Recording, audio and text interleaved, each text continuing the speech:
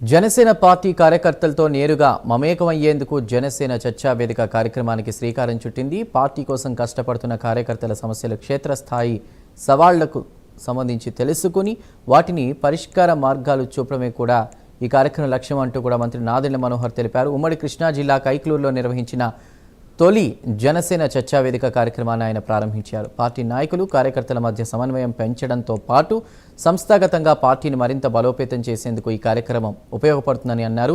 ఈ సందర్భంగా మాజీ మంత్రి ముద్రగడ పద్మనాభం మృతిపై సంతాపం తెలిపి ఆయన సేవలను గుర్తు చేసుకున్నారు.